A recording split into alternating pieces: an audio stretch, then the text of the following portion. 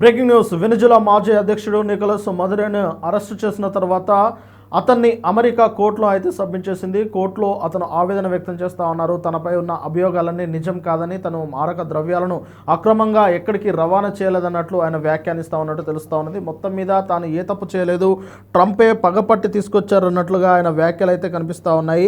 జనవరి 3న వెనిజులాపై America సైన్యం దాడికి పాల్పడిన విషయం అందరికీ తెలిసిందే. ఆ దేశ అధ్యక్షుడు నికోలస్ మదురోను, ఆయన భార్య సిలియా ఫ్లోర్స్ను కూడా కస్టడీలోకి తీసుకుంది అమెరికా సైన్యం. అమెరికాకు చెందిన డెల్టా ఫోర్స్ ఈ ఆపరేషన్ చేపట్టిన విషయం తెలిసిందే. అయితే తాజాగా వెనిజులా అధ్యక్షుడు నికోలస్ మదురోను, ఆయన భార్య సిలియా ఫోర్స్ను అధికారులు న్యూయార్క్లోని కోర్టులో ప్రవేశపెట్టారు.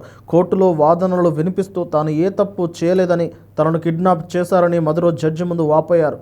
తాను చాలా డీసెంట్ వ్యక్తి అని, ఆ దేశానికి అధ్యక్షుడు అంటూ ఆవేదన వ్యక్తం చేశారు. వెనిజులా అధ్యక్షుడు నికోలస్ మదురో ఆయన భార్య సిలియా ఫోర్స్ను న్యూయార్క్ సిటీ కోర్టులో అధికారుల ముందు ప్రవేశపెట్టినప్పుడు ఈ విధంగా ఆయన మాట్లాడారు. తాను ఏ తప్పు చేయలేదు, తనకు ఏ తప్పు తెలియదు, తను డీసెంట్ ఫెలో అన్నట్లుగా మాట్లాడారు. అయితే వెనిజులా అధ్యక్షుడిగా ఇప్పటికే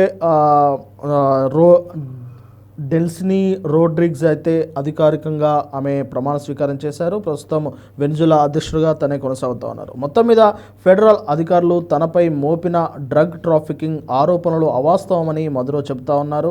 తాను ఏ తప్పు చేయలేదని కోర్టు ముందు ఆవేదన వ్యక్తం చేశారు. మదురోపై ఉన్న నార్కో టెర్రరిజం ఆరోపణలను జడ్జి అల్విన్ హెల్లర్ స్టీన్ చదివి మదురోకు వినిపించగా, అందుకు మదురో సమాధానమిస్తూ తాను నిర్దోషినని, తనకు ఏమీ తెలియదని జవాబు చెప్పారు. ఇది విషయాన్ని మదురో భార్య సిలియా ఫ్లోర్స్ను జడ్జి అడిగిన క్రమంలో ఆమె కూడా తాను ఏ తప్పు చేయలేదని, కంప్లీట్గా ఇన్నోసెంట్ అని జవాబిచ్చారు. మరోవైపు తనను తాను వెనిజులా అధ్యక్షుడిగా జడ్జికి పరిచయం చేసుకున్నారు మదురో.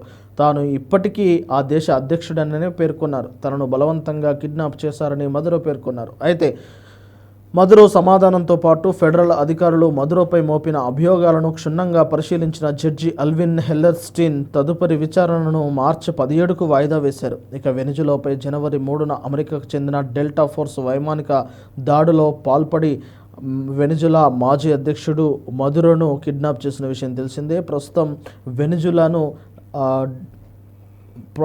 వెనిజులా అయితే రోడ్స్కి తన అధికారాన్ని అయితే చేపట్టింది. మొత్తం మీద వెనిజులాపై అమెరికా ఆధిపత్యాన్ని కొనసాగించాలని చూస్తూ ఉన్నట్టు తెలుస్తూ ఉన్నది. చూడాలి మరి మార్చి 17న విచారణ తర్వాత ఏం చెప్పనుందో.